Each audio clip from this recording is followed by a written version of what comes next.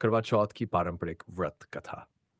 बहुत समय पहले की बात है। एक साहूकार के 7 बेटे और एक बेटी थी जिसका नाम था वीरवती। वीरवती अपने भाइयों की इकलौती बहन थी, इसलिए सभी भाई उसे बेहद स्नेह करते थे। विवाह के बाद वीरवती ने अपने पहले करवा चौथ का व्रत रखा और दिन भर बिना अन्न और जल ग्रहण किए रही। दिन भर व्रत रहने के कारण उसे शाम को अत्यधिक भूख और प्यास लगने लगी, जिससे उसकी हालत खराब होने लगी। उसकी ये हालत देखकर उसके भाइयों से रहा नहीं गया। उन्होंने अपनी बहन से कहा कि वह भोजन कर ले, परंतु वीरवती ने कहा कि वह चंद्रमा को अर्घ्य देने के बाद ही भोजन करेगी। भाइयों ने अपनी बहन की ये स्थिति देखकर एक चाल चली। उन्होंने पेड़ की एओट में जाकर एक छलावा तैयार किया, जिससे ऐसा लगा कि चंद्रमा निकल आया है।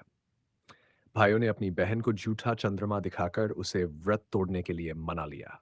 वीरवती ने भाइयों द्वारा दिखाए गए उस झूठे चंद्रमा को देखकर अपना व्रत तोड़ दिया। परंतु जैसे ही उसने पहला निवाला मुंह में डाला, उसे यह सूचना मिली कि उसका पति मृत्यु को प्राप्त हो गया है। ये सुनकर वीरवती अत्यधिक दुखी हो गई और विलाप करने लगी। वह पूरी रात अपने पति के शव के पास बैठकर रोती रही। तभी देवी इंद्राणी देवी पत्नी वहां प्रकट हुई और वीरवती से उसके दुख का कारण वीरवती ने उन्हें पूरी घटना सुनाई। इंद्राणी देवी ने वीरवती को सच्चे मन से करवा चौथ का व्रत करने का सुझाव दिया और कहा कि ऐसा करने से उसके पति को फिर से जीवन प्राप्त होगा।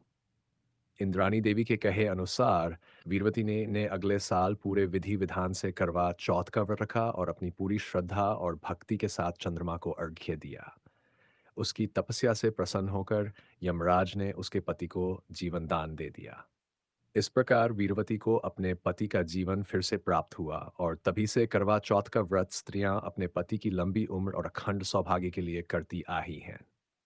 ये कथा ये सिखाती है कि करवा चौथ का व्रत सच्ची निष्ठा, श्रद्धा और विश्वास के साथ करना चाहिए, जिससे सौभाग्यवती स्त्रियां अपने पति के दीर्घायु और सुखी जीवन की कामना कर सकें।